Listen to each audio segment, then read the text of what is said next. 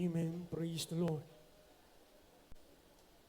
Bago pang ang lahat, ang pinakamataas, ang pagpupuri at pagluluwalhati at pagdadakila at pagsamba ay para lamang sa ating pinakamamahal na Jesucristo. Dubli pagalang sa ating minamahal at kagalang-galang mga pastor, evangelista, Weldy Estrada Almeida, at hindi natin nalilimutan mga ginitong turot aral na ating minamahal, kagalang-galang mga pastor, na ating minamahal at ginagalang assistant pastor, Lina Comunal Almeida. Maging sa lahat, the whole beloved Almeida family, ganun din po ang aking pagbati sa lahat ng gagawa ng ating dakilang Diyos, sa ating mga beloved preachers, lahat po ang ginagamit sa banal ng umasan, sa inyo mga minamahal mga kapatid, mapagpalang hapon na po sa pangalan ng ating dakilang Diyos. Purihin ang ating dakilang Diyos. Mga minamahal, 1984 natagpuan kong gawain ng Jesus Miracle Crusade International Ministry. Sa isang mga minamahal maliit na Bible study sa dako po ng Sukat, Paranaque. Dito po, kung natanggap ang tunay mga minamahal na pangako ng ating dakilang Diyos, ang kaligtasan na ipinangaral mga nating minamahal kagalang-galang mga pastor, minamahal ginagalang assistant pastor.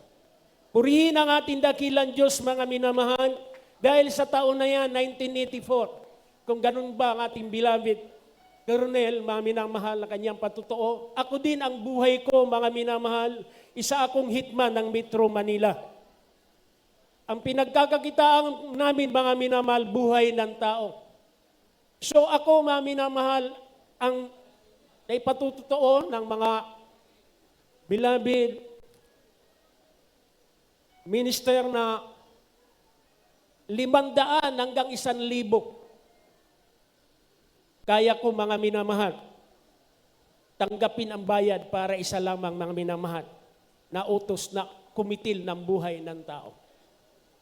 So mga minamahal, itinataas ko nilulhati ang ating dakilang Diyos. Totoo ang Diyos dito sa Jesus Miracle Crusade International Ministry na nagbabago ng buhay.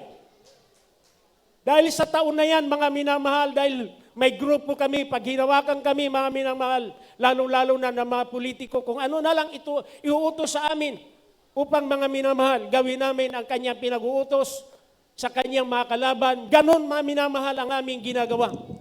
Ngunit nang makilala ko ang Jesus Miracle Crusade International Ministry, ang malapis dito, totoo, buhay at makapangyarihan sa lahat. Ang iyong abang lingkod, mga minamahal, labas-pasok sa kulungan. Nandiyan na ako, yung namin na isasalbins na lang. Pero ang sabi ng aking amo, mayroon ka pang gagawin. Uutusan pa kita. Inutubos ako, mga minamahal, sa kulungan upang makalaya. Ganon na naman ang aking ginagawa, mga minamahal. Ngunit, ng aking mga minamahal na laman, dahil 7 kami, sa 7 na lang, mga minamahal, 3 na lang kami natira. Iniisa-isa na pa kami pinapapatay ng aming amo. So mga minamahal, natakot ang iyong abang lingkod. Dahil ayoko pa mamatay, sabi ko. Totoo ang Diyos.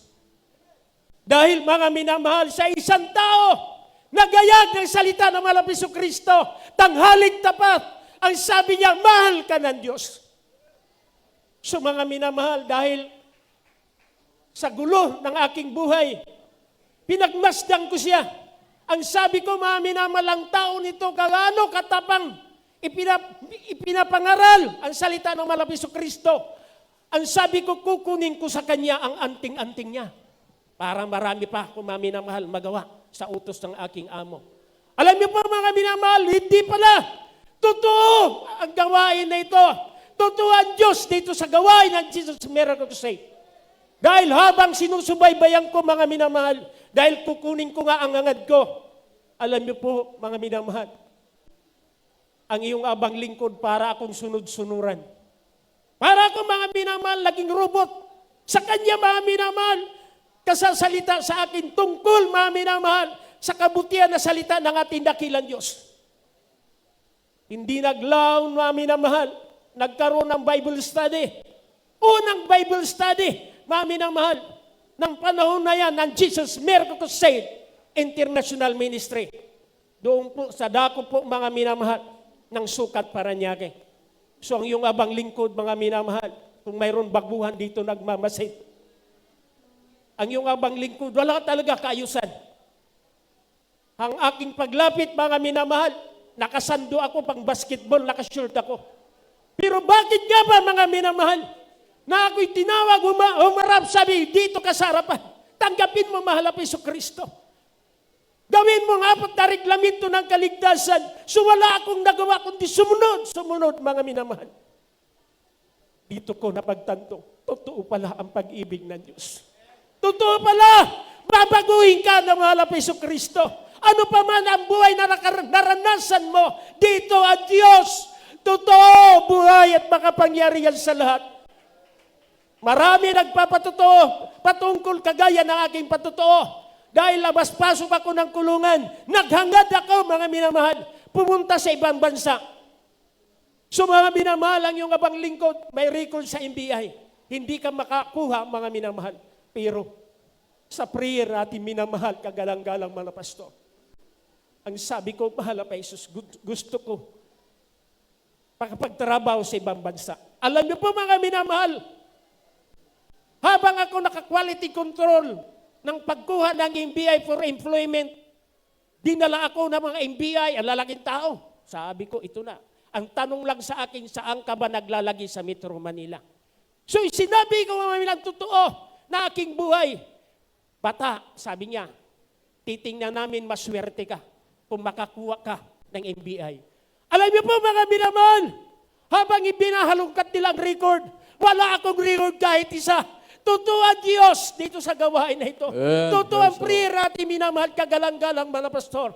Evangelista Wildy Estrada Almeida, ang iyong abang lingkod, mga hindi man karapat-dapat. Totoo, nakaalis ako sa ibang bansa.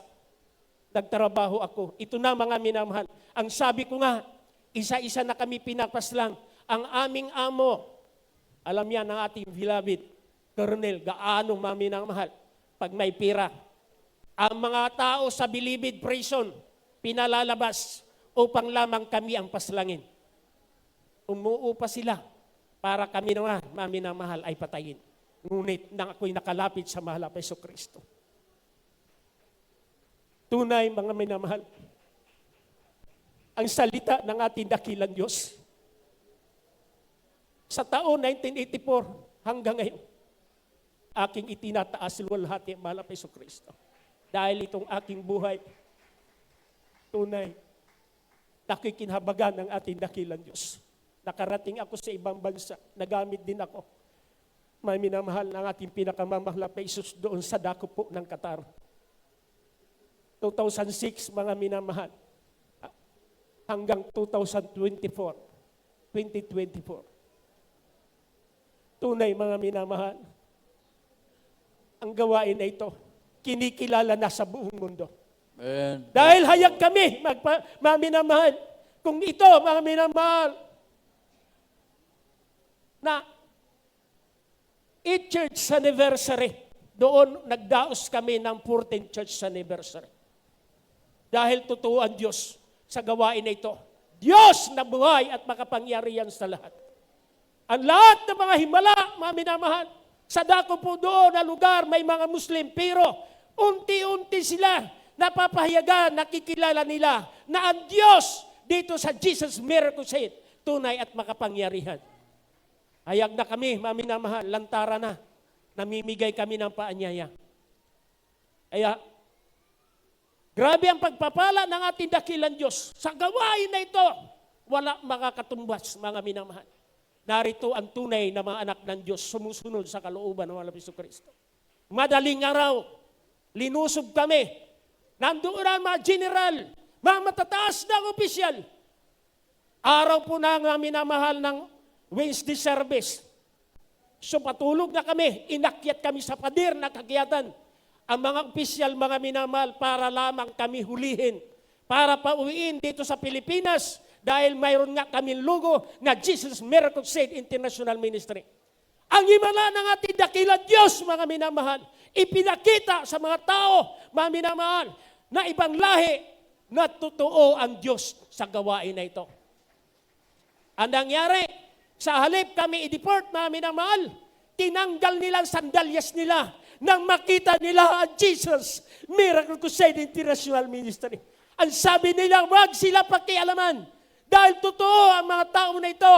Totoo, gumaganap sa tunay na gawain ng ating dakilang Diyos.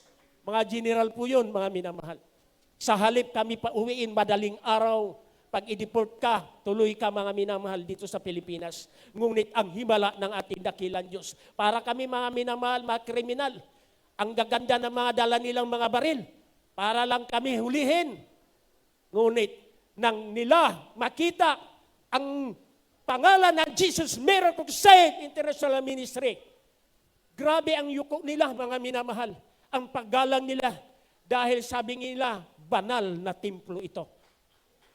Purihin ang ating dakilang Diyos. Kaya lagi ang pagpapasalamat namin, maging yung abang lingkod. Dahil ako, mga minamahal, nahayuan. Dahil ang ipinangaral natin minamat kagalang-galang mga pastor, totoo, mga minamahal, nakaligtasan na pangako ng ating dakilang Diyos. Kaya purihin ang mahal na Hesus Kristo.